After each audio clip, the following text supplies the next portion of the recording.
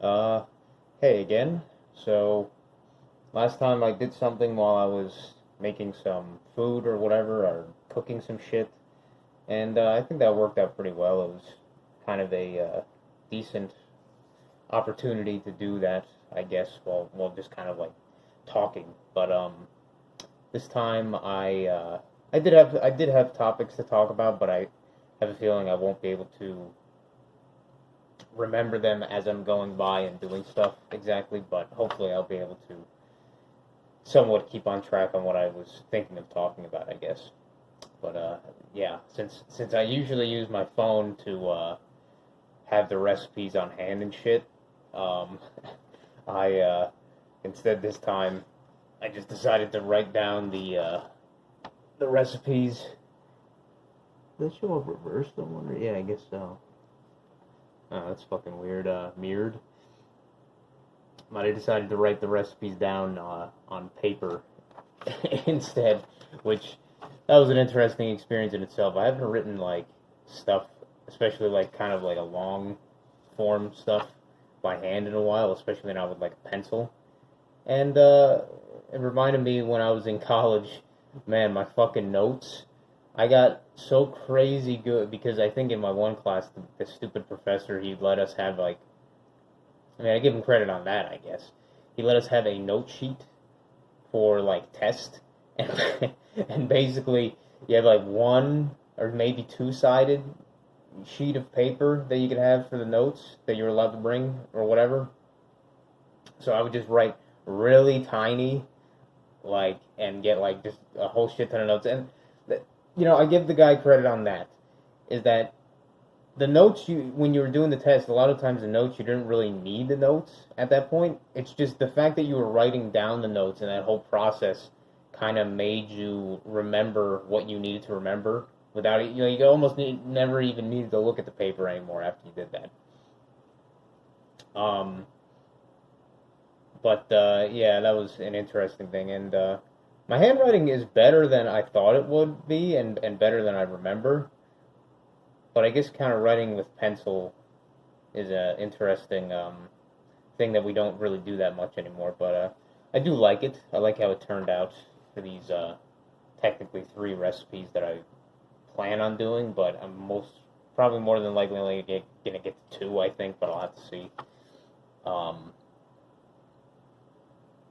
but yeah, so I just have that written down on paper right now. And the first one I'm going to be trying to make is not actually baking it today, but just making the cookie dough itself, mixing it or whatever, and then letting that chill in the fridge for whatever, either overnight or maybe 2 days, 3 days, who really knows. Just letting it chill, and then I can make it another day if I want to. And then the other one that I would actually plan on making today, or baking today, would be these brownies and possibly this cornmeal cake kind of thing. I don't really know. I doubt I'm going to be recording it before my phone dies. Who knows how long it'll take. But either way, right now I'm going to be starting to mix together this cookie dough. In this case, these orange cookies, like basically orange flavored cookies. I just have shit ton. We just have like a decent amount of these stupid oranges that nobody's been eating, so I'm like, I might as well find a use for them before they go bad or whatever. Um, but yeah, I guess I'm just gonna start zesting these oranges as I try to think of exactly what I was going to talk about. Fuck. All right. Well, I'll start zesting and see if I remember. This tool is really nice, by the way, for this kind of thing, zesting the skins of oranges and lemons and stuff. Very handy.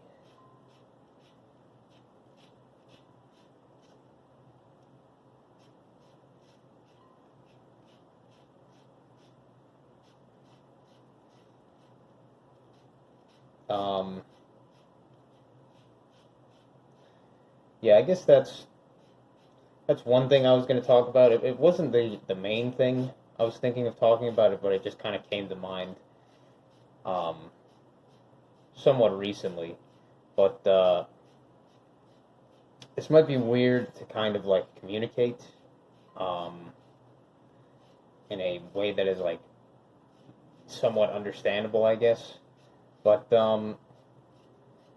somebody like that one channel that I watch that talks about a lot of stuff similar to Matt. I know Rudy. You know the channel because I've seen you.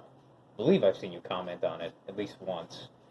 But the guy Danny Minley, the French guy, that I don't know if he lives in Vietnam right now or if he just talks about how great Vietnam was when he went there. I don't know if he lives there right now. I'm just gonna assume maybe he does. I'm not certain there, but pretty sure Danny's a French guy or is originally a French, I believe.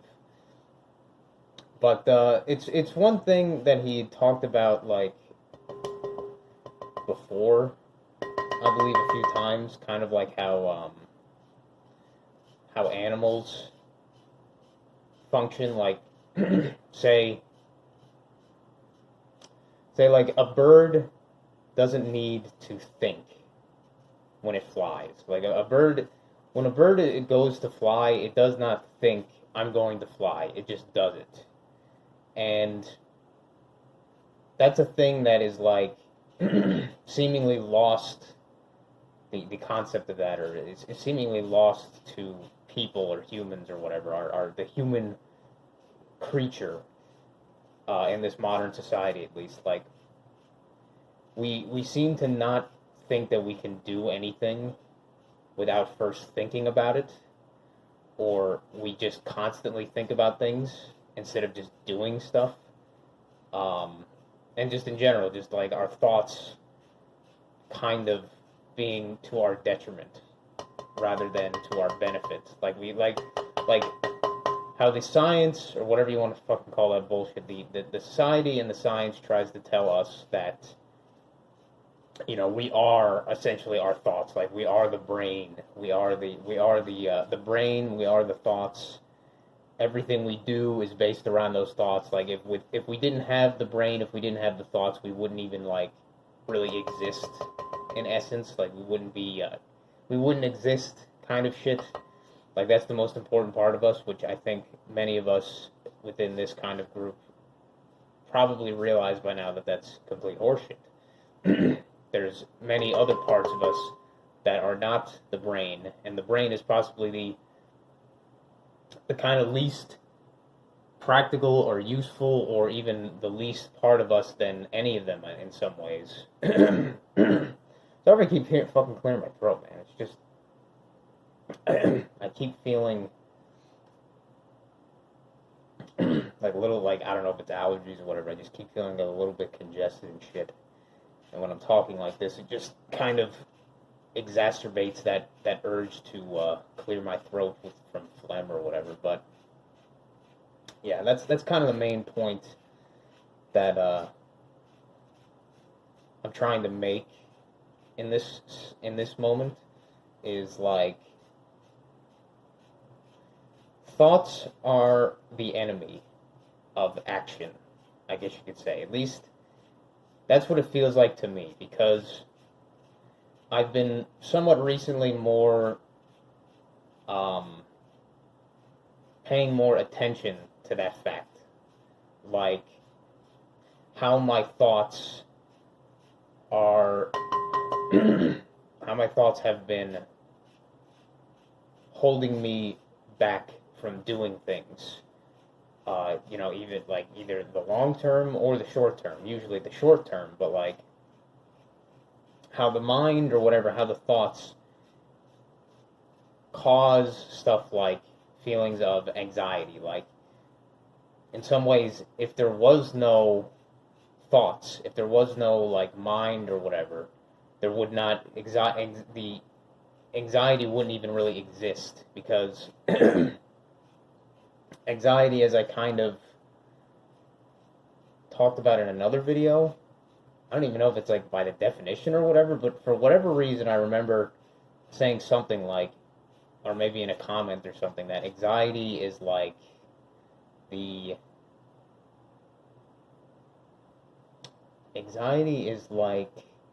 trying to Anxiety is like trying to live. Yeah, maybe that's how. Anxiety is like trying to live. You know how we live only in the moment, to in a way? Like, there's people that try to live in the past, and there's people that live in the moment. But then I would say that anxiety is basically people that is basically trying to live in the future, in a way. Is that your mind is constantly thinking about the what ifs. The what ifs. Like, if you if you do something, what will be the future consequence of doing something like that, or not doing something, or whatever. Just the constant nagging thought that causes eventually like feelings of emotional distress, even like physical distress, like stuff like people having anxiety attacks or whatever. But the constant trying to live in the future and thinking of the what ifs, and in most cases being how would you say taken being what's the word being making giving yourself a disadvantage, or disadvantaging yourself, hindering yourself from doing those things that you want to do because of these thoughts, these oh man, wrist is starting to hurt already. Just holding the orange. Just having these thoughts of like the what ifs and the potentially bad things or whatever that the potentially bad things or whatever that might happen from doing something or whatever. Like, let's just say, for example, me feeling anxiety just trying to even go to sleep sometimes, thinking about something that I have planned to do tomorrow. Like, say if I wanted to do like cooking or baking or some shit, I'll be often thinking while trying to sleep, or even just like before I go to sleep while I'm just sitting around, I'll be thinking about how much work I'll have to do, or how like little things that I'll have to do beforehand that'll be like annoying, and then it'll make me feel like, oh, I wish I wasn't trying to do this thing or whatever, because it'll be annoying, and it'll be more work than I want it to be, or some shit like that. Those thoughts, those invasive thoughts or whatever, are the main reason that I would ever feel any like trouble, say, trying to sleep or trying to do something, or even just little things, like little tasks. Like, say I'll be sitting in my chair, like listening to music or some bullshit, or listening to some videos, and I'll be like, it's almost, like what time it is. Say it'll be like 8 p.m. or some shit, and I'll be like, well, I gotta put out the trash for tomorrow or something, but I don't feel like getting up and doing that right now. But then I'll be thinking about that thing, like, oh, it'll be annoying, I'll have to drag it out there, it might be wet outside and shit, and then my shoes will get dirty. Whatever, stupid little things will just be causing me to worry about doing certain, like, tasks. Or, say, like, even stuff like when I'm doing coding or some shit, I'll be thinking while I'm not even doing that, oh shit, this is gonna suck. Like, how am I gonna figure out how to do this thing that I want to do or some shit? Like, it's gonna be really fucked up. I'm gonna be procrastinating. All these stupid, invasive fucking thoughts that literally do nothing to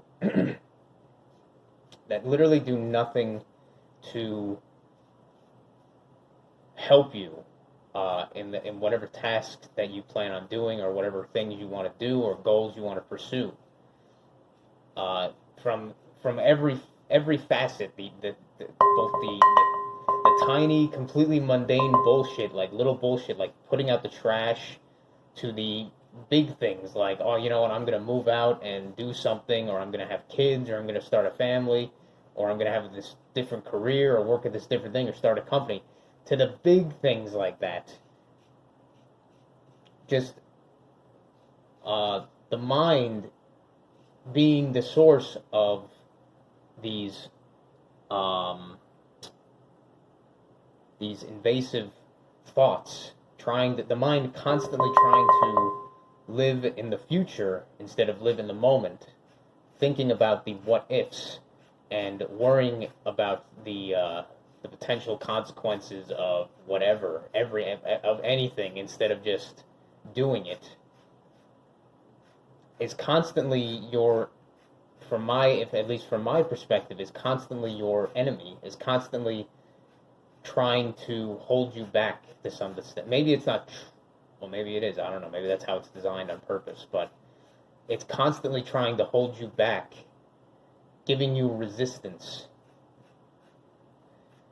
But then when you actually, like, obviously go and do that thing, you know, like, you physically say, all right, fuck it, you just go and do it. Like, say when I go and I'm thinking about taking a shower, and then I'm thinking about, oh, I don't feel like doing this. But then when you finally get the willpower or whatever, and just get up and start doing that thing, doing the actual action of it, then you realize after doing it, and while doing it, oh, you know what, this really, you know, I worried about nothing. This is like, this doesn't take as much time as I felt like I thought it would, or it doesn't feel as much effort as I thought it would take, putting out the trash, whatever, doing whatever, anything. As soon as you start doing it, and the kind of anxiety goes away. And this can be seen as I said, with like anything, even shit like people thinking about, I don't know, taking a test at school, or asking a girl out, or whatever, asking a friend to go somewhere, or calling somebody on the phone because you want to, you need to do something, you need to schedule something or some shit. I know that comes from like stuff like social anxiety, but it's the same thing. All these thoughts are there to hold you back more than anything. Like the brain, the center of the thoughts is, in a way, kind of like the ultimate, like, enemy of ourselves, like of our goals, our goals and our things that we want to do and achieve here, I guess, is the ultimate enemy is that. It's the mind, the brain, the thoughts. And I know it's probably not very, like, a revolutionary thing. We've already, you know, many of us have already talked about ad nauseum stuff like that. But, you know, it was just something that I specifically observed. I've been paying more attention to, just seeing, like, how I'd be thinking about doing something, and it would just always, smells very nice, but I would just always be feeling held back by the constant nagging thoughts of, you know, the what ifs and the things like that. But then when you actually just go and do it, it, like, the worry kind of just goes away, and the stupid, meaningless anxiety and thoughts kind of go away, because you realize, you know, it's like, it's not that difficult to do whatever. It's not that bad.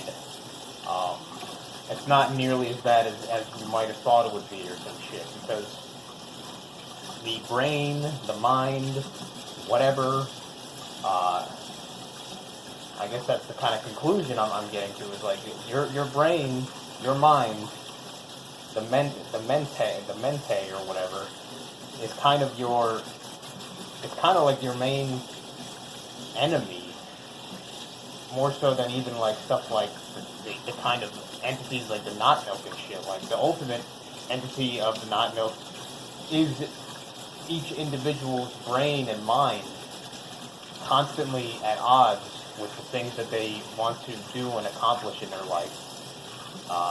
Both the small and the large. Small, medium, and large. Everything.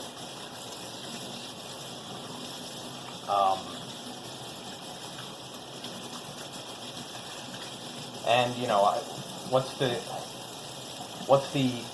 potential solution, with that kind of conclusion being made,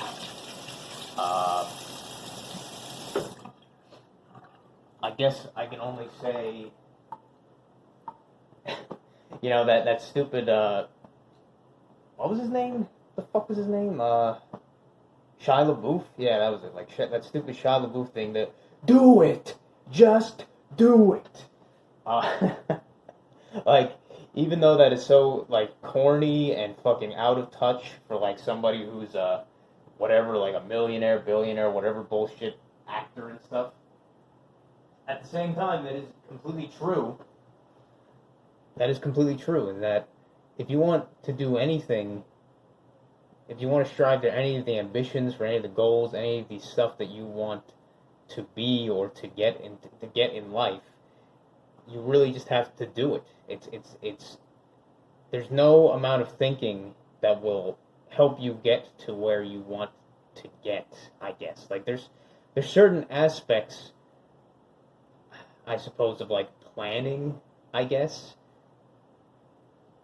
that will help people sometimes, depending on the thing, but in almost every other case, it just comes down to the action part of it, the doing it part of it.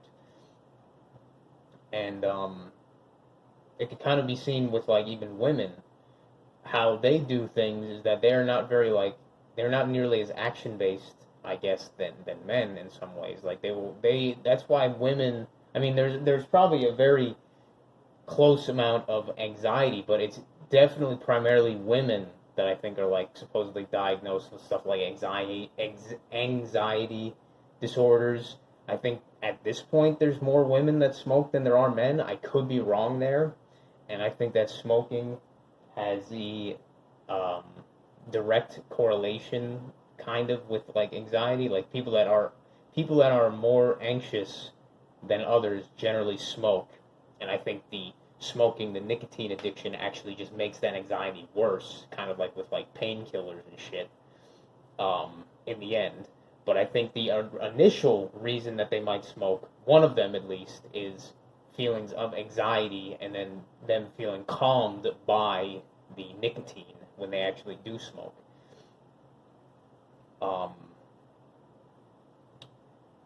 But yeah, I guess it just comes down to that kind of saying as well, is that you just gotta live in the present, not in the future or the past. I mean, you gotta live in the now, as generic as that sounds, because if you try to live in the past, then you're living in a world that used to be.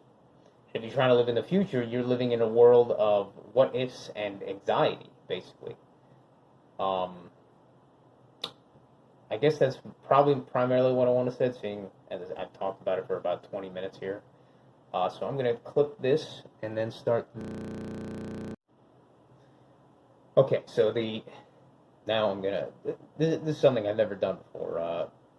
Apparently, when you are making something like this, if you want the zest, like either the lemon zest or the lime zest or the orange zest, if you want the zest to really express the flavor, you kind of can take the sugars, and in this case it's white granulated sugar, and, like, take the zest physically with your hands and mix it in with the sugars to really infuse the oils and the flavor, or whatever, the aroma and everything, of the zest, of the citrus zest, and that'll, like, supposedly make the flavor really expressed within the baked good, because it's, like, mixed very well with the sugar as well in this way. So I'm going to be doing that. My hands are going to get probably pretty dirty and shit, but they'll smell nice, sure. I know that. But the next thing that I was going to talk about was, this is kind of on the topic of, I'll just start doing it, fuck it. I like this. It feels interesting. It's like playing in very sweet smelling sand. But anyway, and it makes a nice orange tint. Nice. I love citrus. The citrus like aroma and flavor and everything. Like I love the smell of oranges and lemons and stuff. I absolutely adore it. So this kind of recipe with this orange cookies, I'm sure I will quite like by the end.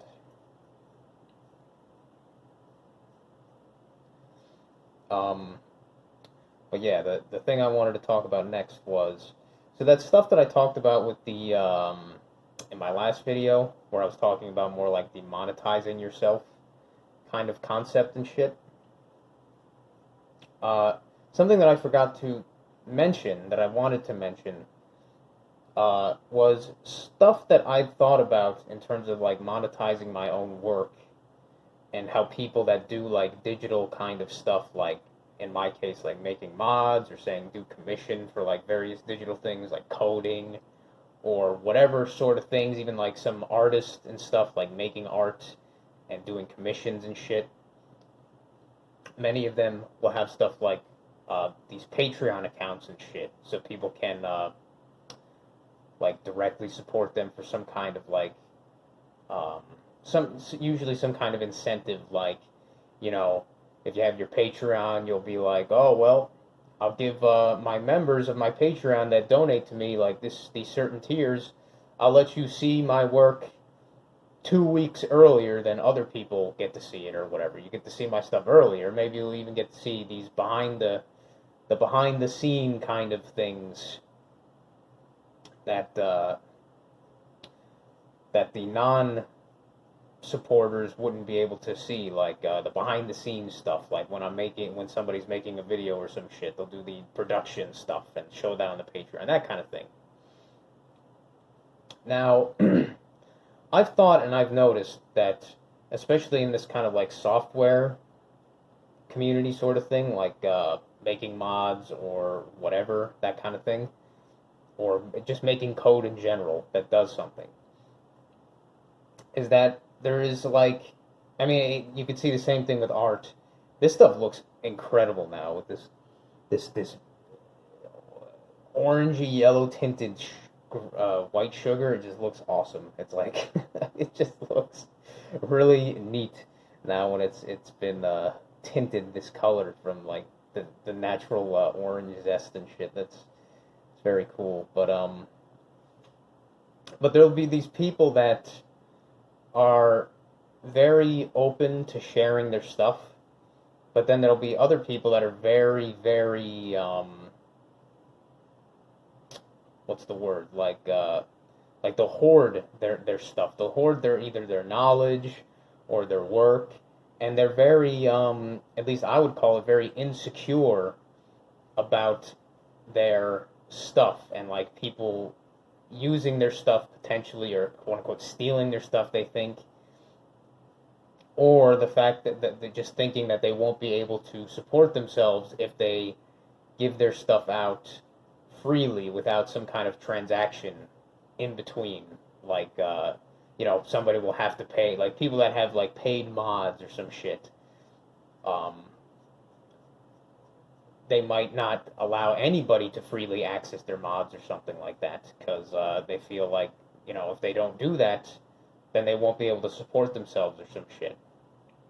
And there's been a few people I've met that are that think like that in even the relatively small Daggerfall community that I would I don't want to consider myself within like any community or whatever. I don't like how that sounds, but the community that I interact with on a frequent basis, this Daggerfall Unity community. There's been a few people that have been like that, where they are very averse to the idea of people being to access their assets for free or whatever, like freely giving away their assets, such as like their art assets, whatever. Like they will always put some kind of barrier between the end user and potentially other people that want to use their stuff, as well as not just generally not try to share their knowledge on how to do stuff. But then there's people like me, and thankfully, smells like orange. No shit, right? People like me, and then some other people as well, thankfully, I guess, that are more on the side of kind of like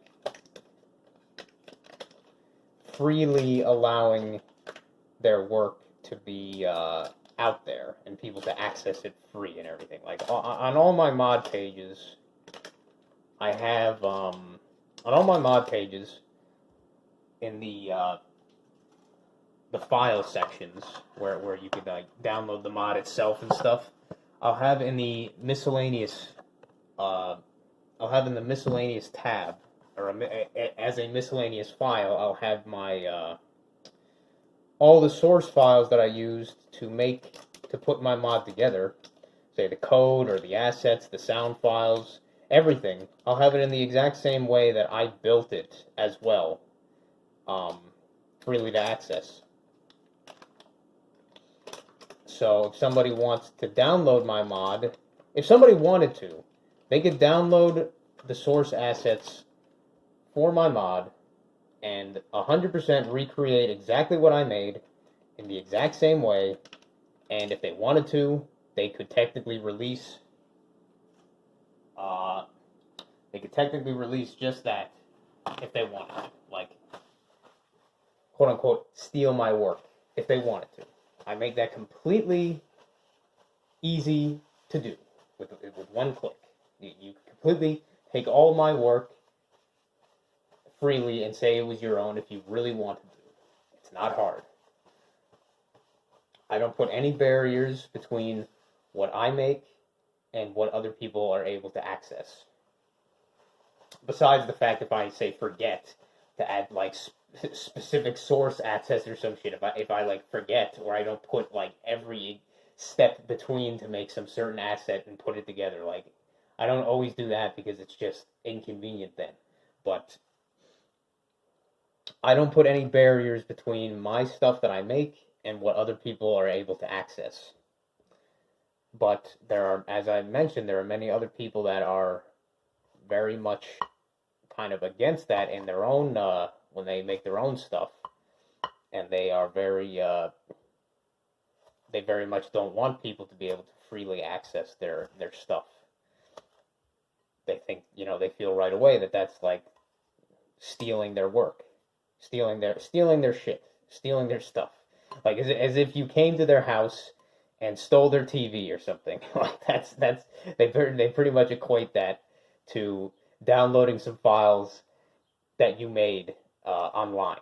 Like when you put, at least how I look at it as well, when you put something online, you literally are, like when you put something and take something off of your own local computer device, you are essentially making that thing open and available to everybody by default, because there's really no way that those files, after you upload them onto the internet, that they can be really like made truly like private anymore. Like as soon as you put it on the internet, you've already basically signed your stuff to be stolen. Like you essentially made it already a public thing when you do that. It's kind of like when, maybe it's not a good example. It's kind of like if say if there was like a public park or some shit. If somebody had a piece of art, like a painting, that they painted themselves, they had in their house, they had in their room, they had it behind a locked door and everything. If that person suddenly decided to bring that painting out, and put it on display somewhere in the park, like on a bench in the park, that thing is now publicly available for everybody to look at. It's not a great example because it's not like somebody could take that. It's not like somebody could take that painting and then nobody else would be affected by it. Like if they took that physical painting from there, then after that, whoever took it is the one who has it then. Like, nobody else is able to see it anymore because it's gone.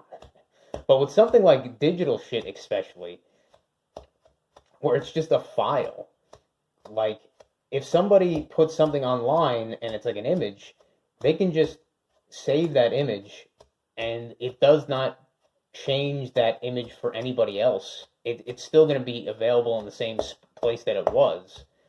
That person just has a copy of that same image. And if they technically wanted to, they could say that they made that. That meme with the, what is it? That meme that, I forget what the hell the meme would be called, that I made this, and then the guy takes it, and then he's like, I made this.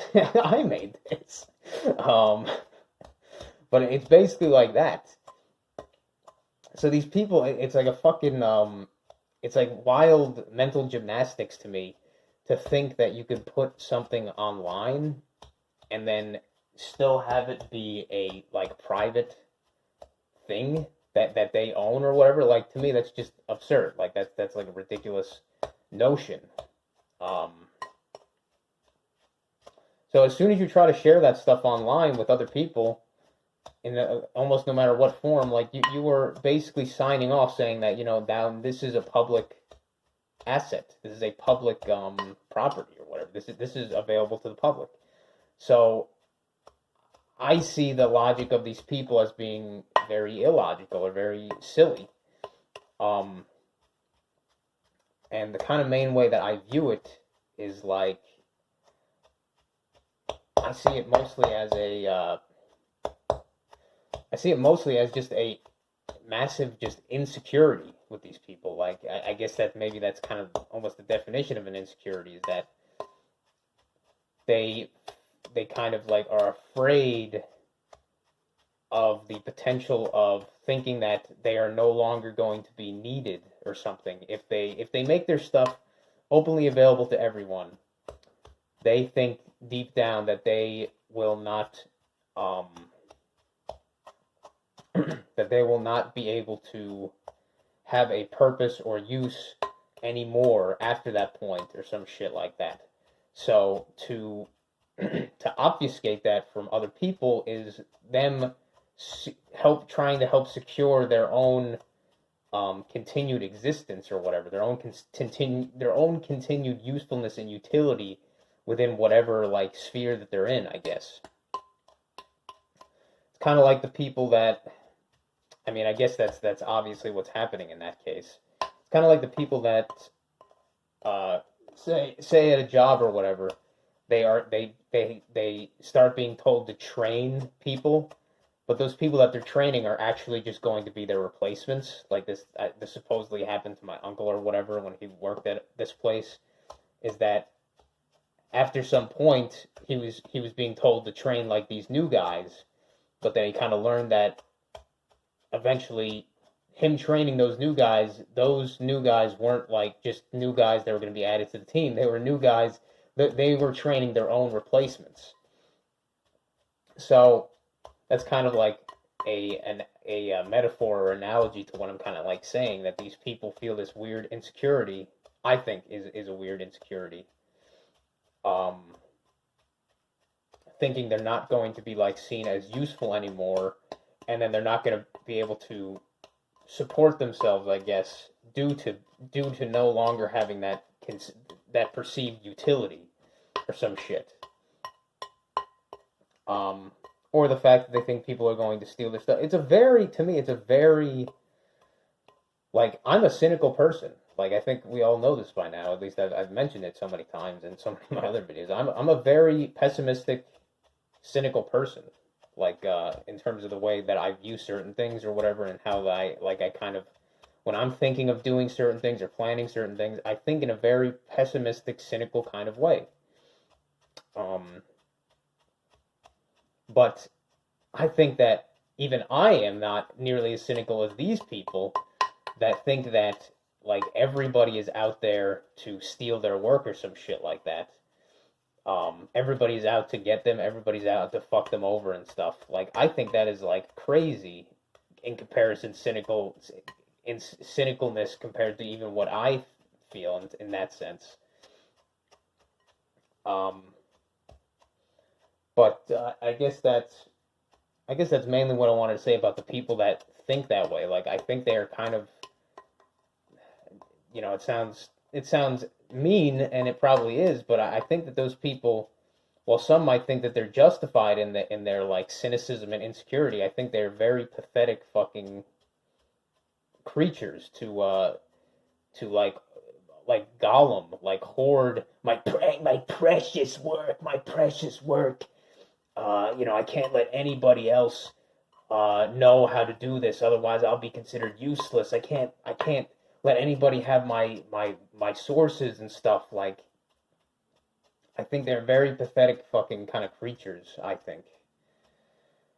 But then again, this is coming from my own personal bias because, I currently live with my parents. I currently don't have like really any like financial stresses and stuff that um that I have to really deal with, that other people would probably have to deal with if they don't have that luxury of, say, living with their parents or whatever, having any money at all. So, you know, me saying that they're pathetic, maybe I'm just not being, maybe I'm just not properly being able to relate to these people to some extent. But with that in mind, I think that if you are not so cynical and assume everybody is trying to steal your stuff and everybody is going to steal your stuff, take it, and then leave you there leave you there high and dry with nothing left to speak of or whatever. I think that if these people actually thought in a more optimistic and less like misanthropic or less pessimistic way, less cynical way, then they would actually potentially be able to do even better, as well as have the fact that people, the goodwill of the fact that people are like, hey, you're doing a cool thing, and you're doing it without being overly selfish or overly hoarding or whatever shit. Like, because I've seen this kind of thing where people will, it's not like that common, but I've seen this thing where people that are like, say, artists or whatever, or even like coders or whatever, people that work on, say, like open source projects, open source code projects and stuff, they will get like charity or donations from people to continue working on those things.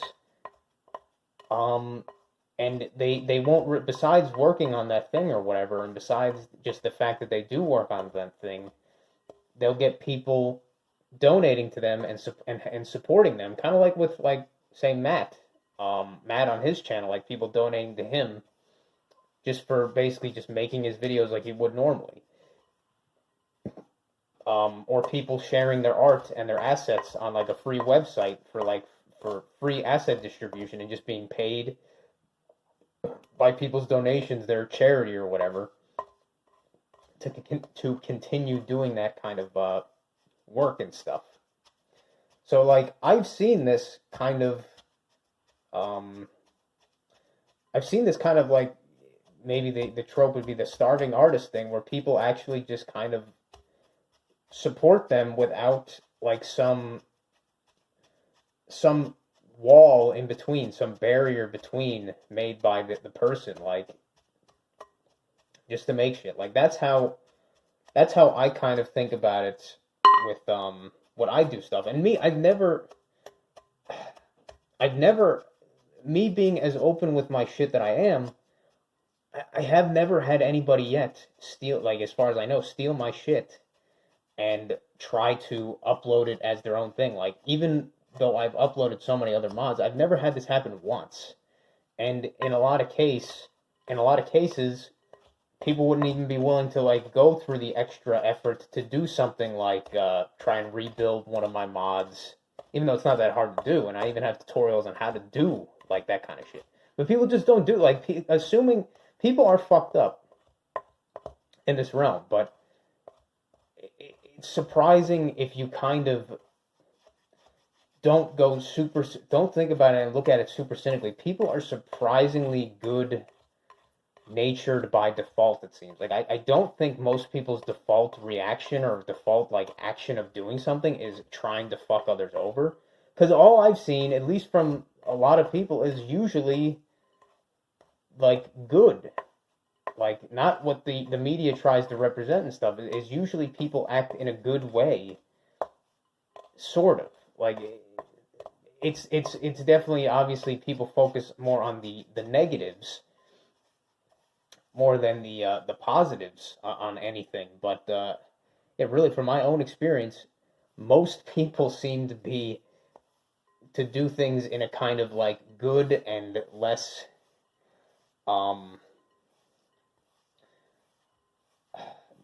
misanthropic or selfish way if you kind of give them the opportunity to. Like me, I'm not doing that right now because I'm not in the position that I like feel like I need to do it.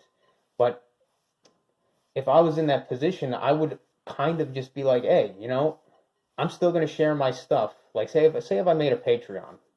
Let's just say if I made a Patreon for whatever I do, either being mods or something else, whatever code, whatever. If I made a Patreon, I probably wouldn't have any of my stuff be exclusive.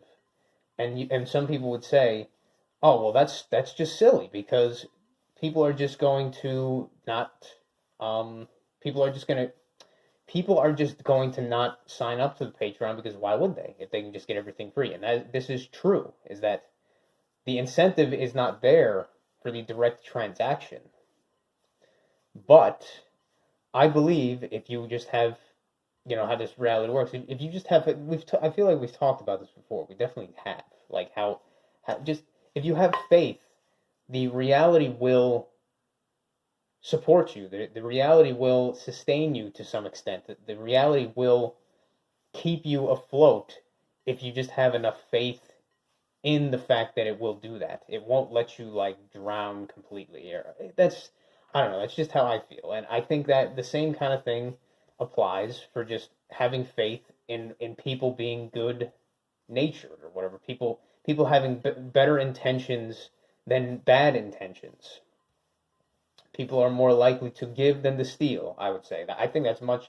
I don't even think that's necessarily just the programming of society and stuff. I think that's just how people are.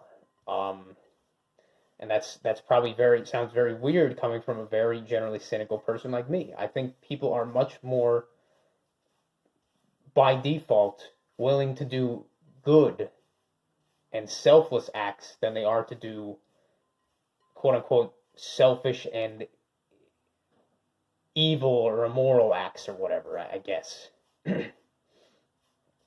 um that's just what I wanted to talk about on that. I think I mostly said what I wanted to say on that topic, so I think I'm going to pause again and see if I can think of. Okay, that was the other topic that I was thinking of talking about. I just cracked 2 eggs in this, but that's all that changed since the last since I did that cut. But yeah, you mentioned in your last video, Rudy, about what was it, the Karina, your or I don't know if I'm guessing she's no longer a coworker, Karina, and how when you initially started working with her and stuff, she identified as like a lesbian, as gay, and but then when you started talking to her about stuff, she kind of realized, like, when you started talking about especially like her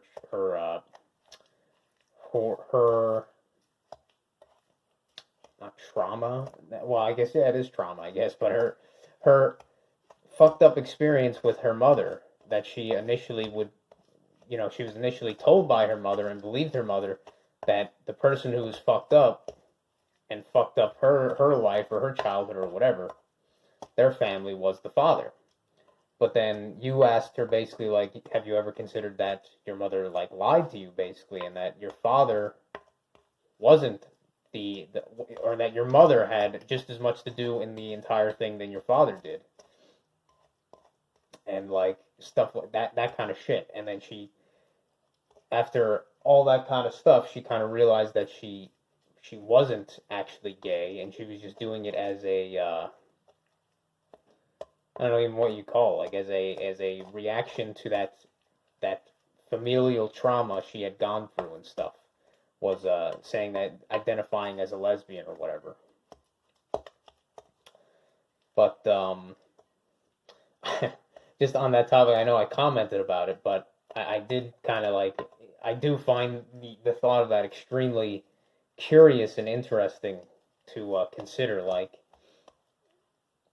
so I've had multiple people, not multiple people really in my personal life, but at least one, as I said, one of the previous friends I used to have, he identified as gay, and he was fairly open about his gayness and stuff, and that became a part of his one of the bigger parts of what he considered his identity was being gay and stuff. And then when I thought about it, I was like, man, I can only imagine what kind of like issues and like upbringing and family trauma and other kinds of trauma he's had in his childhood that made him eventually become, not even so become that way, or believe that he is that kind of thing, that he identifies as being gay and shit like that. that he likes men and stuff, or that he likes men sexually and shit like that, and actually having sex with other men and stuff. And in his case, I knew his family home life. I know he had a lot of issues, and his family had a lot of like issues and stuff that they had and shit. Like in their household, even their grandmother was somebody. She lived there in like a medical kind of way. Like she lived there and she was on like oxygen and shit. But she lived with them, and he really didn't like her. Because all she would do is just kind of sit there and like stare at people if they would come into the house and stuff. Like she'd be watching just TV, and she'd just be sitting there on her chair just staring at people, and like just being like a to him like a fucking weird like creepy nuisance, and a deterrent to people that he wanted in his life, I guess, like friends and shit. And I can't entirely blame him there. So I don't know how his mother and how his father kind of dynamic was. I know at the very least he, as far as I recall, he had his mother and his father in his life. They were both in the family, but I would imagine the father was probably more on the more the less dominant masculine kind of side, and he probably mostly let his wife kind of like be the matriarch or lead the family in that sense, I guess. That's what I'd imagine. And I know he's told me about he's had like other traumatic experiences when he was younger, but I would imagine a lot of it comes down to family, even though I didn't really see exactly what was going on and I wasn't like perceiving it exactly when I was there, but I could see that something was off. So I'd imagine that was probably the biggest part of the fact that he started identifying as gay and shit.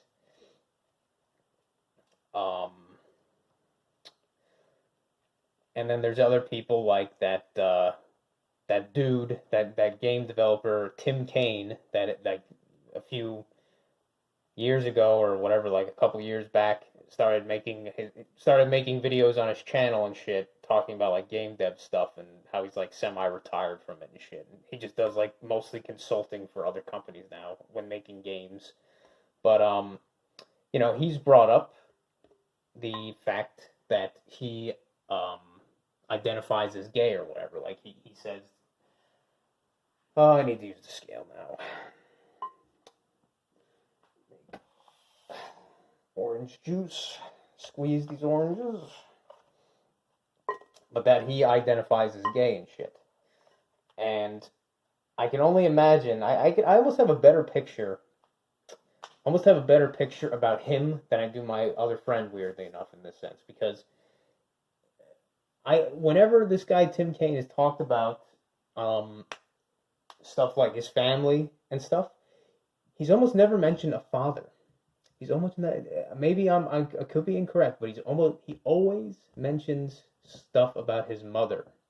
He always mentions stuff about his mother, and how she treated him, and like how she was a good mother and all that kind of stuff, and what she did and all that stuff. And like I said, I don't recall him mentioning a mother, and I don't know if he's mentioned if they were separated.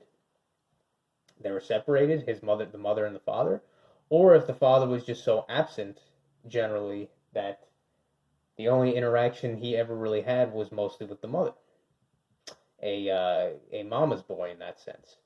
And just the way that he's talked about her makes me think similar to, say, someone like you know the guy Kristoff or whatever, where he seemed to be so adamant on defending women or defending his mother and shit like that whenever you kind of brought up some of that stuff. And I'm guessing Tim Kaine would be the same kind of way if you kind of like poked him about it, like, so how was your mother and shit? And I'm guessing that she was way too overbearing, or way too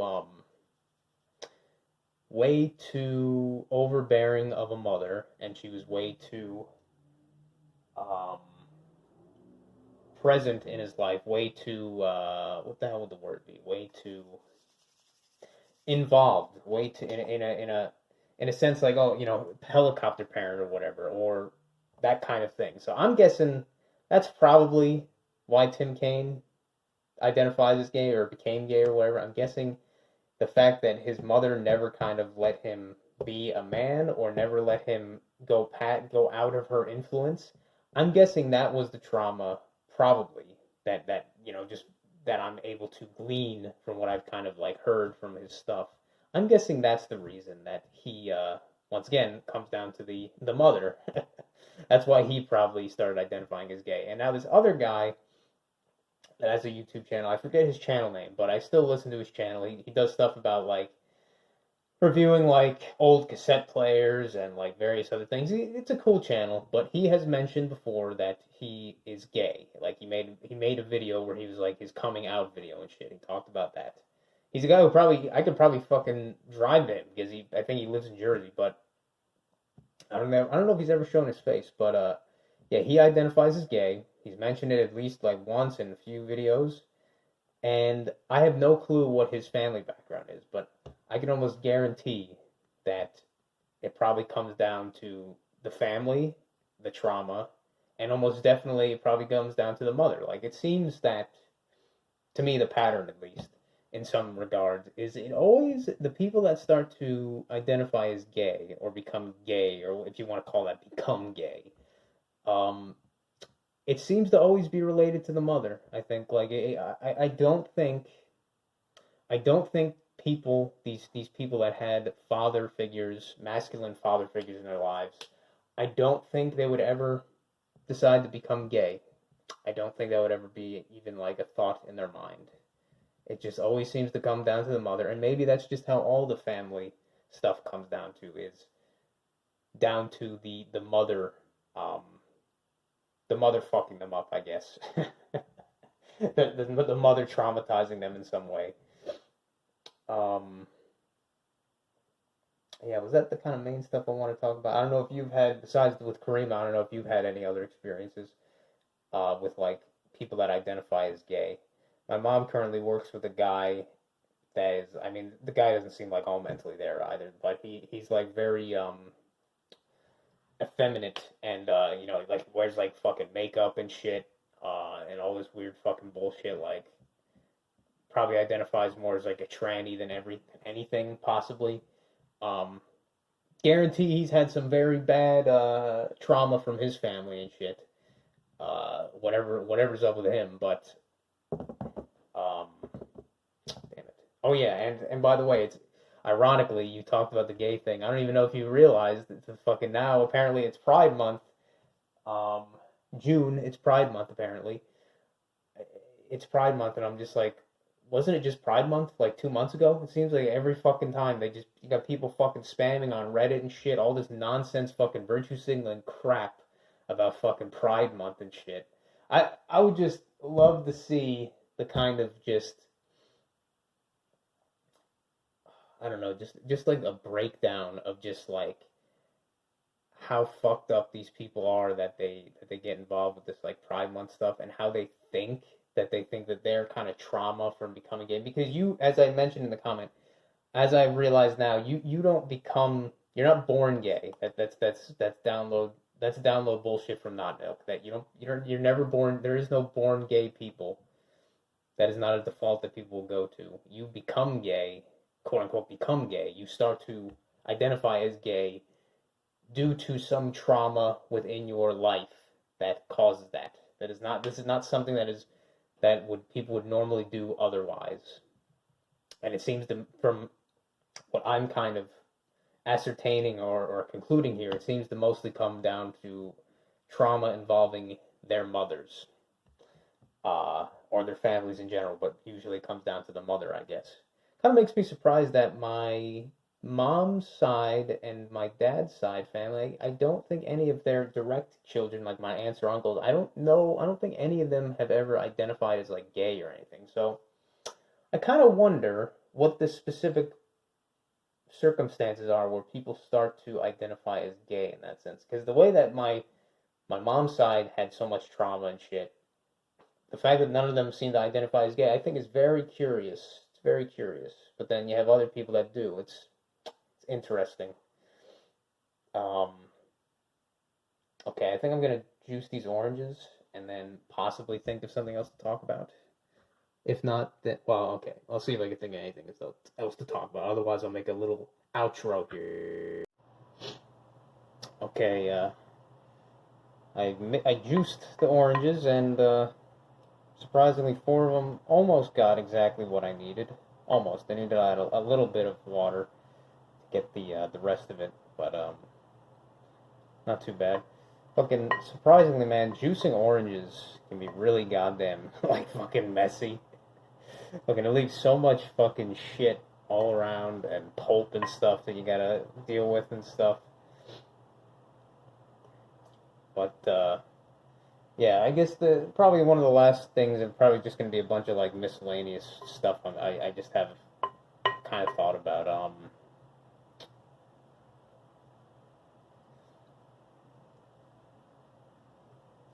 I don't know how this stuff's gonna form. Might be a little bit too wet, but I don't know. We'll see when I add the flour. That's when the magic starts to happen. Pretty much. But yeah, something, Rudy, that you might find interesting. I'm sure you already know this.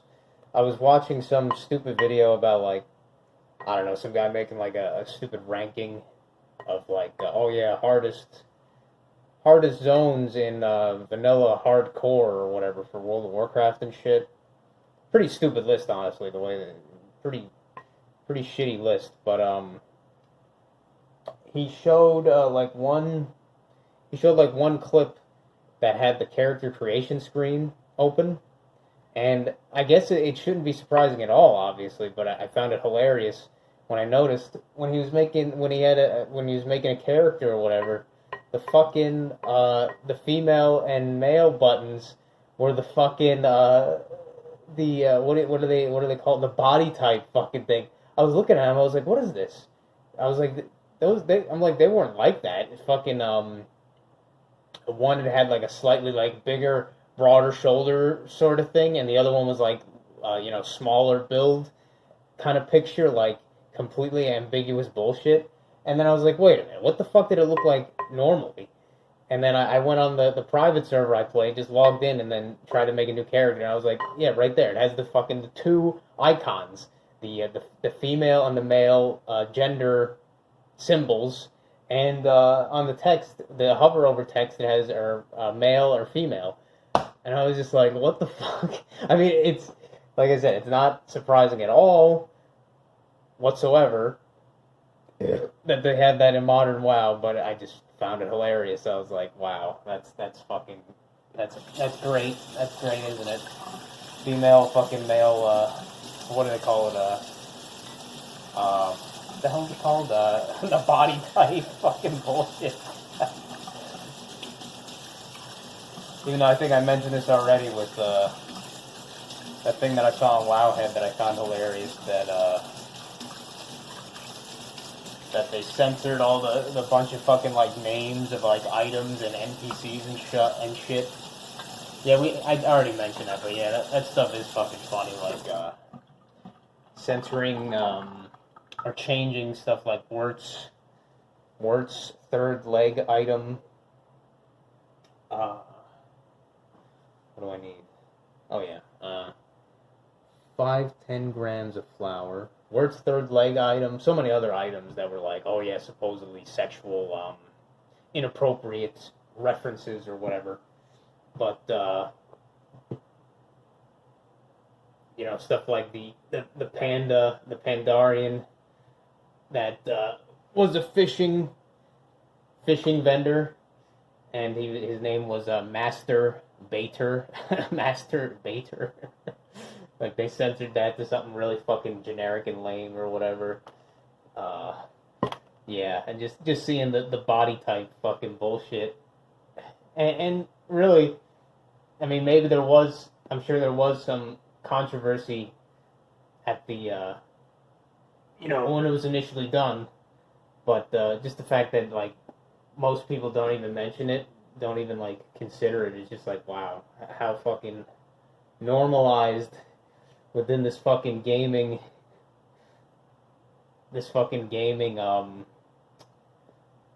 whatever you want to call it, this fucking gaming sphere, that shit is now.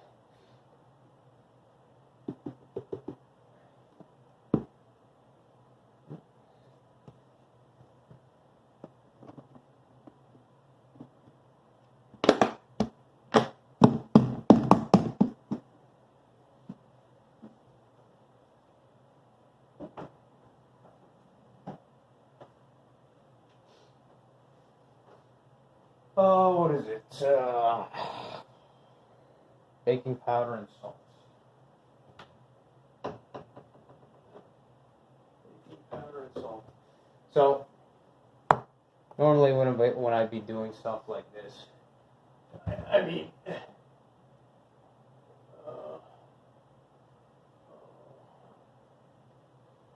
normally when I'd be doing stuff like this, it wouldn't take as long as it is right here.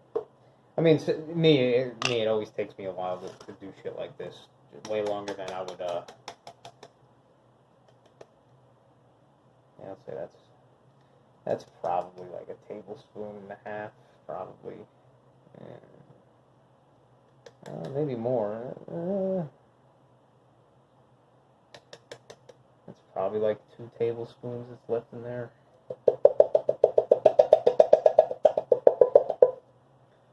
I really like these Davis baking powder cans, because they have this fucking little lip here that you could just easily, with a tablespoon or whatever, just level it out without having to like use a knife or whatever bullshit. Very good design. Unfortunately, not all of them do that. Like this one, I'll probably never buy that again. It's just like a normal container or whatever. I really feel like I could put that into this, but it might be a little bit messy to try that. I don't know. I'll say I probably need another half teaspoon.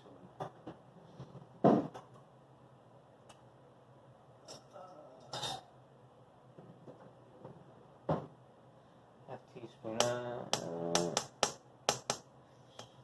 Feeling that amount might have been more like a teaspoon and a half. So I think I'll add 2 more half teaspoons and call it a day for that. And then what was it? 1 teaspoon of salt. Okay. But yeah, I was gonna ask you, Rudy. I know you said that you started playing a bit of Earthbound. How is if you have been playing it still, or progressing more? How is your progress going in the game? You know, like, what's the are you still just alone as Ness? Have you gotten out of, like, Onett? Have you beaten the police chief yet? Or have you gotten even farther than that? I'm not sure, but just curious how your progress on that is. I know fucking, ironically, probably the worst kind of design. The first fucking part of Earthbound is like probably one of the worst, and actually kind of one of the hardest. I mean, it's often how it is in a lot of kind of JRPGs, especially if you start with like one party member or some bullshit. Is oh,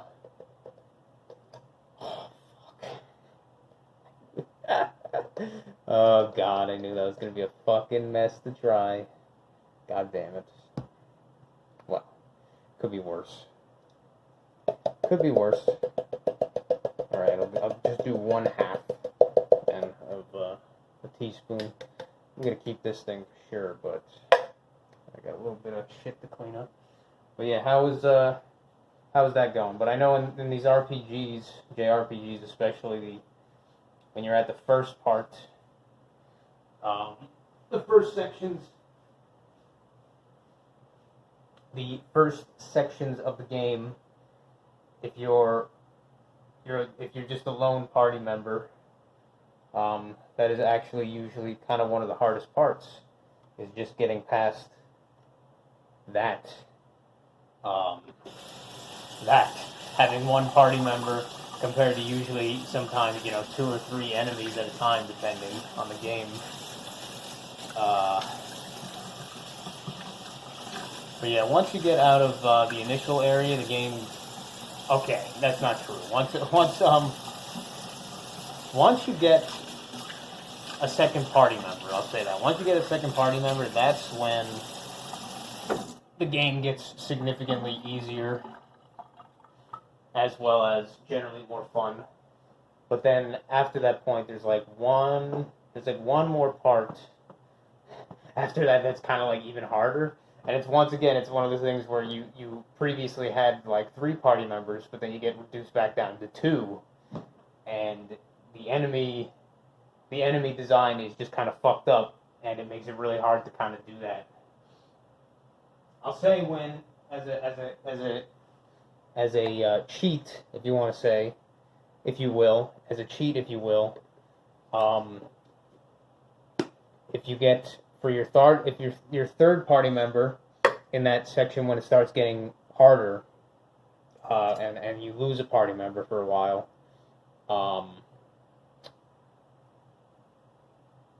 that's definitely enough, I think. They have an item that they can get called the slime generator, and you could use it as many times as you want every turn in combat if you wanted to. And all those enemies within that section of the game are very weak to that slime generator, so you could basically take an enemy out of each combat encounter during that if you use it right away, basically. So the slime generator is probably the best option for that part of the game, to use on the enemies during that section. Well, that's not too much baking powder, but whatever. Fuck it. If they rise too much, who cares?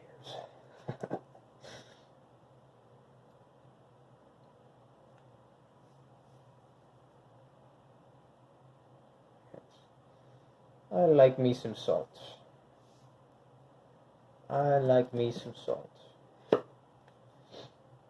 But yeah, I'm curious how you've been doing with that.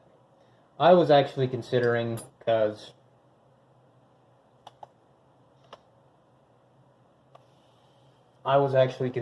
because I've not been playing that much on the WoW private server anymore, because it seems that I noticed this, like I have patterns with games now, where I'll get like really into like some game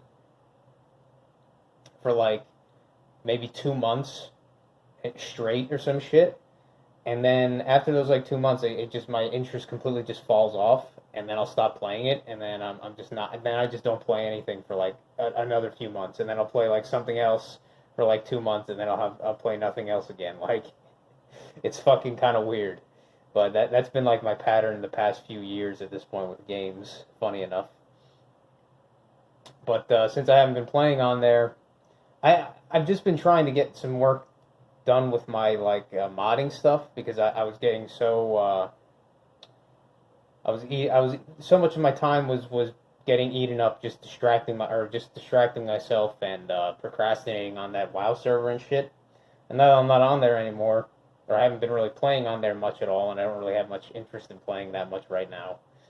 Um, I guess there's kind of a void of things to do. I still have a lot of work to do with my modding, so I still have that time to occupy. But um, in between that, where I might say actually want to play something. Oh yeah, uh, I'll say this thing is fucking awesome. Aw, hi buddy. Wanna go out? Hi. Hey, it's kind of hot out. It's fun. Shit, wow. Yeah, wow. It's significantly hotter out today than it has been a while. Shit, that feels like it's almost fucking probably like 85, 90 out there. Wow. But yeah, this thing is called what they call a Danish whisk. I only recently bought one because I was hearing like good things about it. Like I bought it like a few months ago, and this thing is fucking awesome. Like it's just like a whisk. You got the normal kind of balloon whisk that a lot of people use and shit, and those are good for their own kind of purposes and stuff. But they're just so flimsy, obviously, and they're kind of slightly annoying to clean as well. At the same time, because of their kind of like flimsy wire design. But with this Danish whisk, it's made out of like pretty thick stainless steel like wire at the ends, and it's designed in this kind of way where it can just kind of almost effortlessly glide through even like very thick batters and shit. Like it's perfect for stuff like this, like cookie dough. I guess for like bread mixing, like mixing bread together and shit for bread dough and stuff.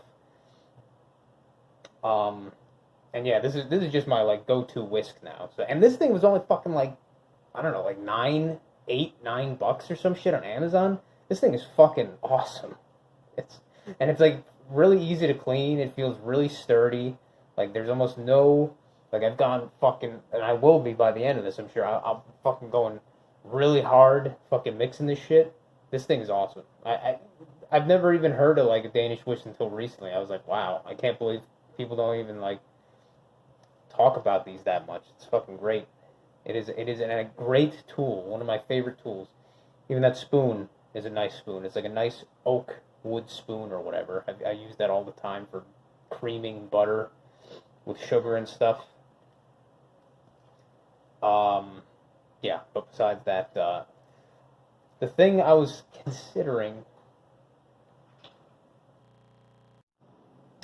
Okay, I got cut off time skip quite a bit because my mom got home and I don't know. I don't really feel comfortable talking and making a kind of video like this when she's around or whatever. But yeah.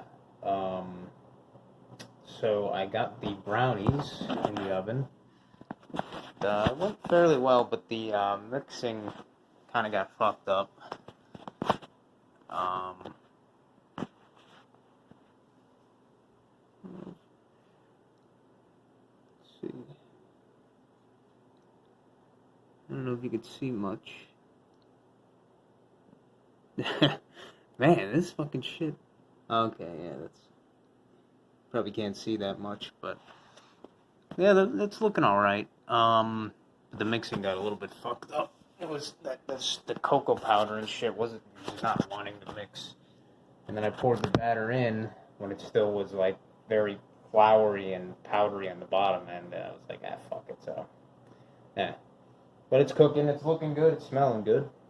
Um, Now the last thing I guess I might as well work on is this citrus cornmeal cake thing that is made in a 9-inch tart pan. I've never had a cake asked to be cooked in a tart pan, so that's kind of why I wanted to try it.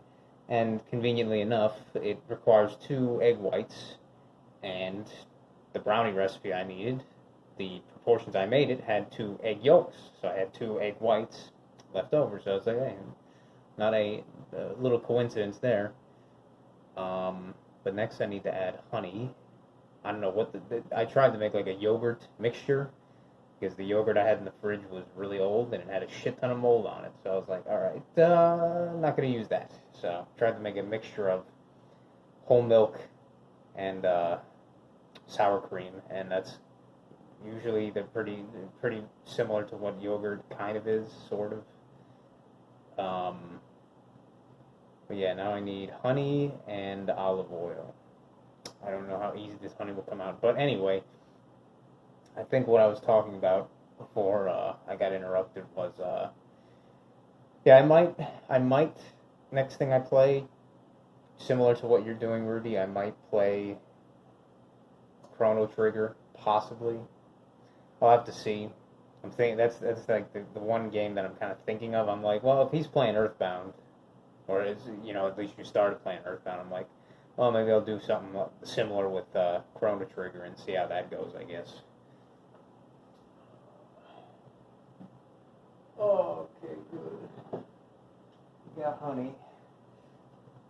Now, how easy will this be to get in there? Probably not that easy, but we'll see. I don't fucking know. It's a kind of strange recipe, not the kind of recipe I'm that used to. This stuff, this is like a pretty good honey. It has this nice glass container or whatever, but I tried the clover blossom or whatever once, and it was like a much darker brownish kind of color, and I was like, well, maybe that's good, but then I tried the orange blossom and I like tasted it by itself and I'm like, wow, that tastes a lot better than the clover one. I don't know, much more my kind of flavor, like a very floral taste. So now I'm probably like always gonna just get the orange blossom ones. That's the thing with honey, trying to measure it out like this. I need 112 grams. Kind of hard to get the exact amount, that's for sure, because you got so much that wants to come out after you've already poured what you got, but it worked out pretty well.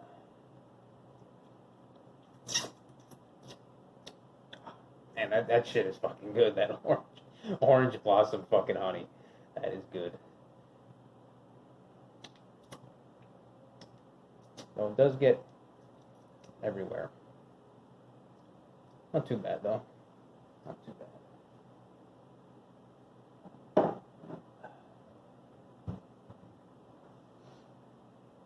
120, close enough.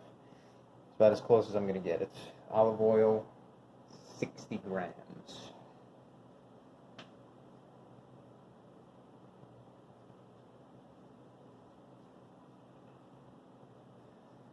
Probably wouldn't use this shitty olive oil, but it's all we really got at the moment. 60.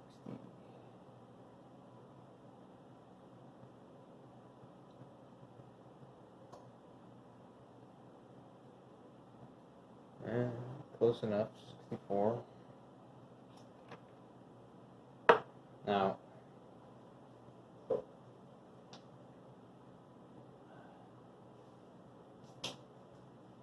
I have no clue how well this might go in a tart pan, because the tart pan I have, I know it leaks quite a bit from the bottom, the way it has the removable bottom, and it's supposed to, but mine leaks quite a bit, so hopefully this batter in the end, kind of looking at the ingredients, and I'm like, I don't know if it's going to be thick enough. I don't know, but gotta try stuff, I guess, because this is a fair amount of liquid in proportion to the dries that I'm seeing.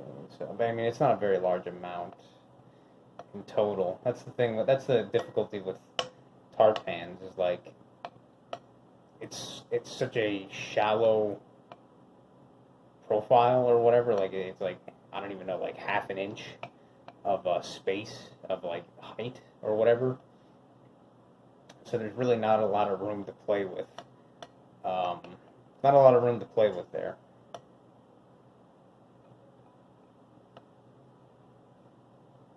I don't know, maybe the honey's probably going to act more of almost like a semi-solid in this case than anything, so hopefully.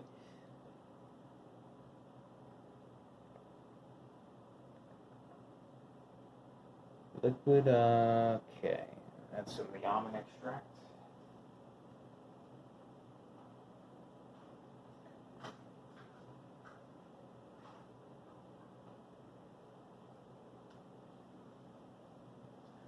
If you've never had or smelled pure almond extract, you should really get some and try and smell it, because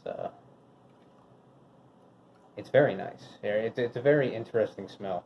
If you ever had some like stuff like Italian cookies, say like those rainbow cookies or whatever that they call them, they use almond extract. Something like Pignoli cookies, the ones that have like the pine nuts all over them, those have almond extract. Those kind of like letter cookies, I think they call them, or something like that. That's made out of almond paste, which inevitably has almond extract in it, kind of. But yeah, almond extract. It smells very interesting. It's a very nice smell, and for me, it's pretty nostalgic because, or as Billy might say, like the anemoia or whatever, because it makes me think of back when I was younger and my grandparents lived in Staten Island. My grandmother would buy a lot of stuff from these Italian bakeries, and a lot of them had inevitably stuff like almond extract in them, like the rainbow cookies and stuff. But it's an interesting smell, that's for sure, and it's a good flavor too. Okay, egg whites.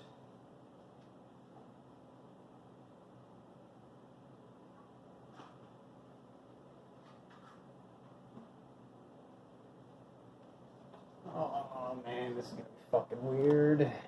This is gonna be weird, man. I don't know what the hell this shit's supposed to come out like when I put it in that tart pan, but we'll just have to see. Fuck it. Alright. Just crack the egg into this and then put it all in at once. Ooh, that was a good crack. Very clean. Very clean. Very clean. Okay.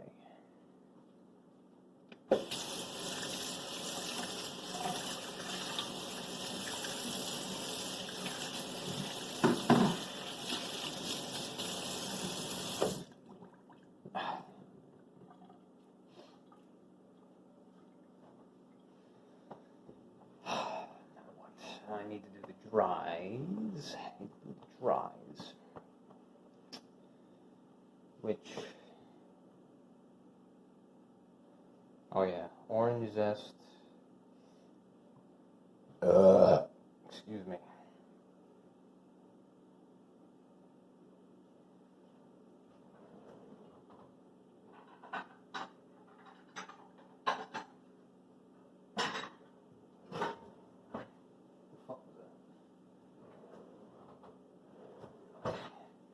In this case, I'm going to mix the wets in a little bit. But in this case, I think I will put, I don't always do this, I think I will put the dry into its own little bowl first, so that I can actually mix it together better, because when you're mixing cornmeal and flour, if you don't really mix it beforehand, it doesn't really want to mix if you just do it like all at once kind of thing. So it's best to kind of like mix it, I think, in a separate bowl in this case. And the other stuff too, like we got the baking powder and I guess the orange zest. Yeah, still got to do that. That brownies, I'm guessing they're probably almost fucking done. Probably almost done, but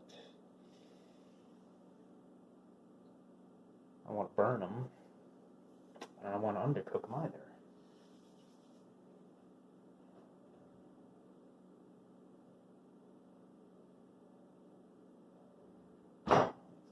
it right now.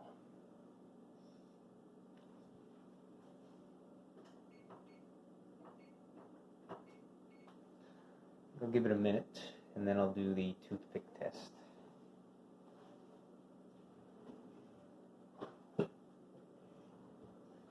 And then determine if they're ready or not by that.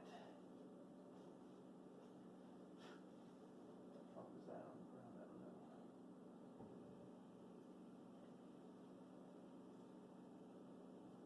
Oh, shit.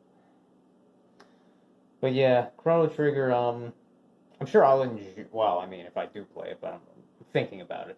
I'm sure I'll enjoy it, but yeah, the Toriyama art style, it's just so distracting. I think it's so distracting. Even though it's not like bad, it's just so fucking distracting to have it in that game.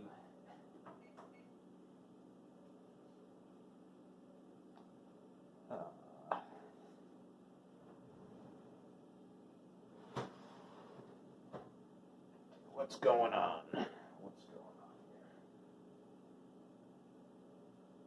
Oh, yeah. Nope, that is not done yet.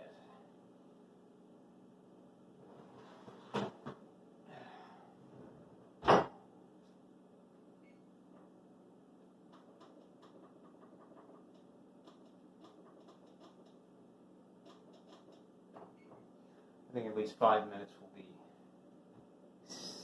a safe bet, I guess. That was still pretty liquidy from the toothpick test.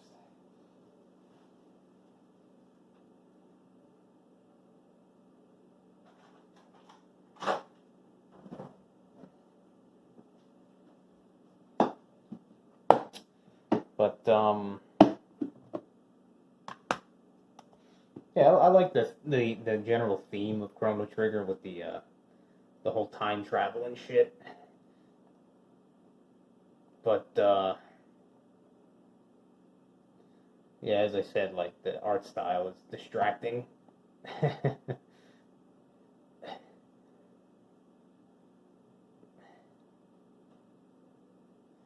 But just that alone shouldn't take away from my potential to enjoy it or play it or whatever, or, you know, learn something from it or whatever you want to say, get something from it.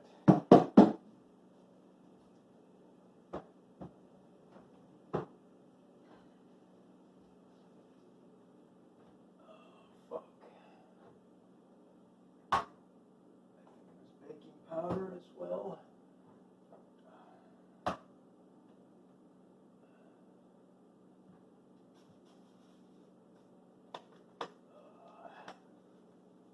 Is this one already opened? I don't think so.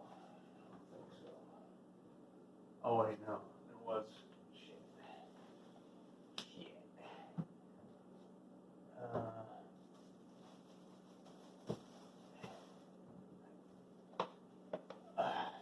Here's one of those cases where being short is not that much of an advantage. Flour, cornmeal, 75. 75.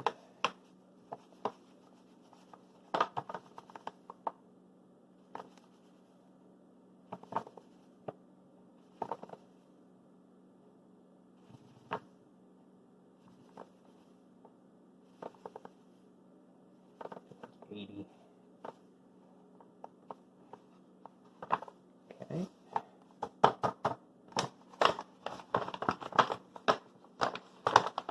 Like 80. And the combat, I mean, any JRPGs, like, combat system's not going to be that fucking good, but...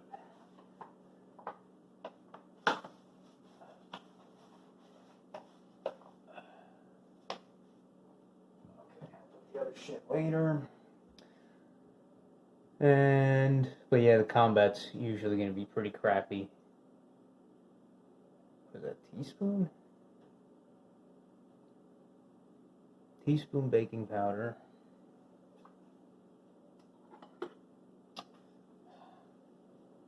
This one.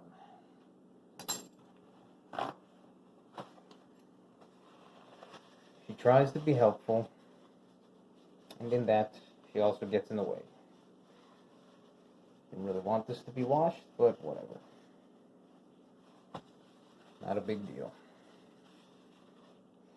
But yeah, the combat's usually not that great. In Chrono Trigger's case, you know, they tried to do like some kind of positional real-time thing or whatever shit, but then at the end of the day, it just kind of comes down to spamming AoE screen clearing abilities and shit. Yeah. Baking powder.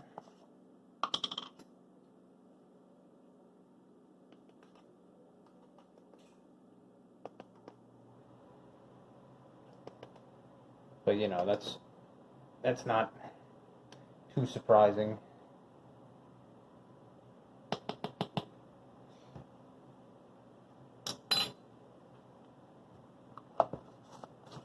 And at least the music is good. I mean, I think any good RPG or JRPG should have pretty good music. I think that's just kind of comes with the territory of sorts. Balls. I'll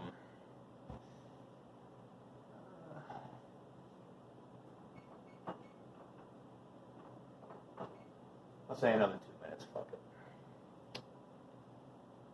Zesty orange fork.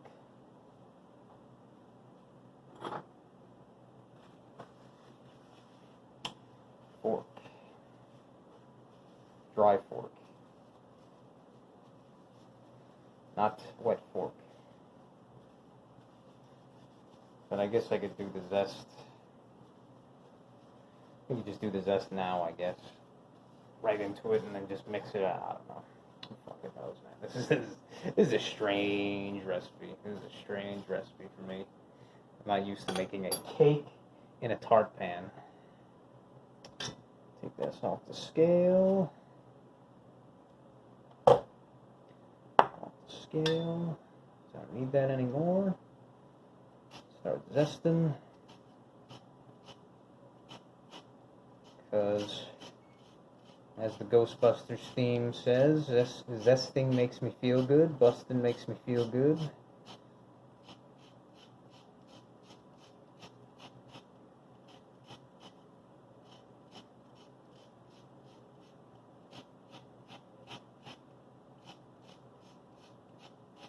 I don't want to burn the brownies, but I'd rather have slightly burnt brownies than liquidy brownies. Because that equals just immediate disaster compared to just slight texture preference difference or whatever. A little bit burnt is better than underdone in most cases, especially with something that's like a brownie mix or a cake. Like underdone cookies, they're generally alright. Some people actually prefer them like that. But something like a cake, yeah, that's usually not a good idea to undercook that. Alright, that's enough. I think that's plenty.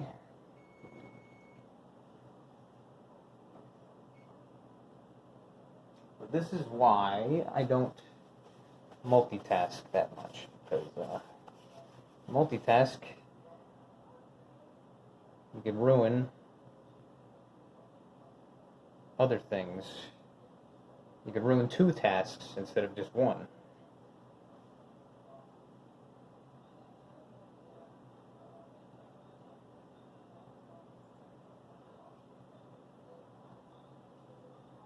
Check this shit again.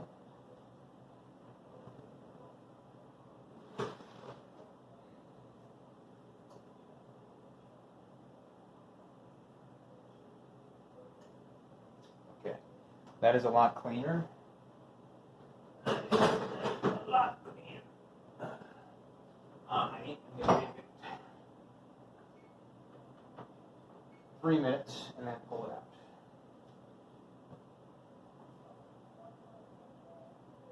Because it looked clean enough, but still a little bit coming out, a little bit wet on the bottom. So Definitely don't want that to be an issue, so just probably overcook it a little bit, but that's alright. But yeah, I've already been spoiled for the most part. Like the, it's a fucking old ass game at this point, just like so many others. I already know kind of like whatever twists and story beats for the most part. The overall story beats with like Chrono Trigger. So the main interest is going to be potentially like the in-betweens and the actual experiencing it myself, I guess. Which is, in a video game, that's kind of the most important part, is experiencing it yourself. That's when you actually, that's kind of the downside of our current way that things are done in the game industry or whatever. People just kind of watching people play more than actually playing. Yeah, maybe this batter might not be too bad. We'll have to see, because proportionally, this is actually more dry in terms of volume than I expected. But I don't know. Let's see, I guess. Oh, spoon. Oh, God. Ugh.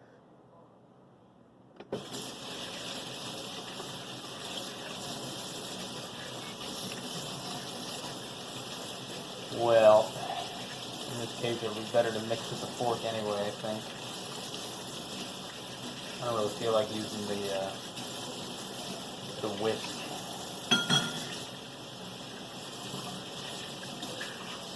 My hands got all oily now. Ugh. Wow. Really, time flies, man. I'm just fucking mixing some shit, and then the brownies has already been fucking like 3 minutes. It's fucking crazy, dude.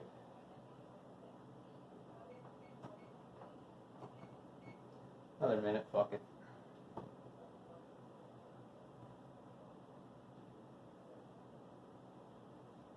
Mix this shit in together now. See what happens.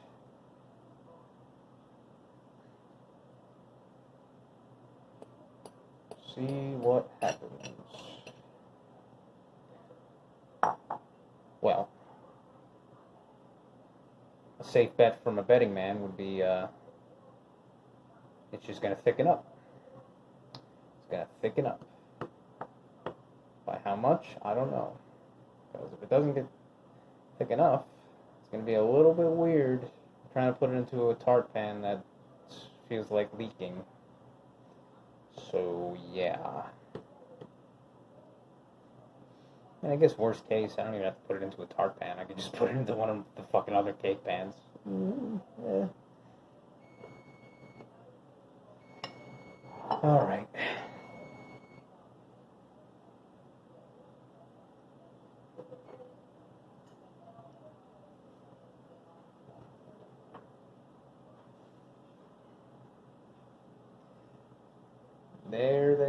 There's the brownies.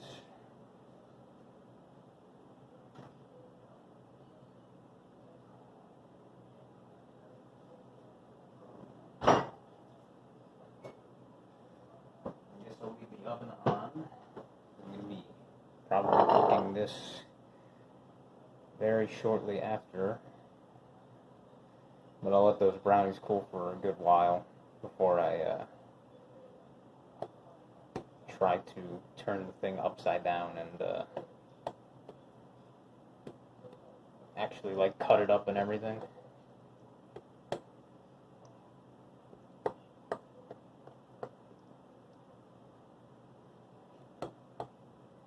Smells interesting. Smells, obviously a little bit like almond extract.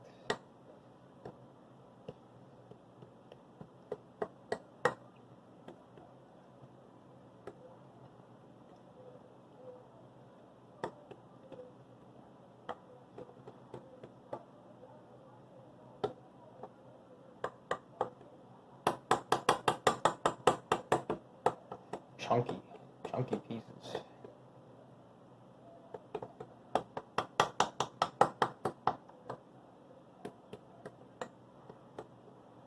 I'd like to use the tart pan, but I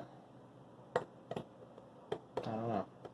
I just feel like it'll leak like fucking crazy, which there's worse things in the world than a slightly leaky tart pan, as long as you have something to catch the drips. But yeah, I don't know.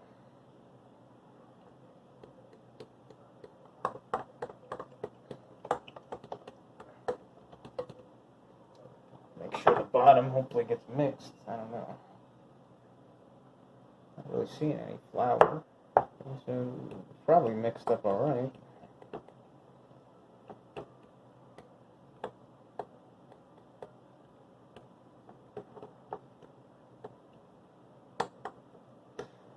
Well, alright, I mean, this is probably getting pretty boring to watch, but I guess I'll probably end it here and upload the video later today or whatever. I think I talked about the main things I could think of talking about while doing this, but yeah, thanks for listening, thanks for watching, and I will see you next time. Take care.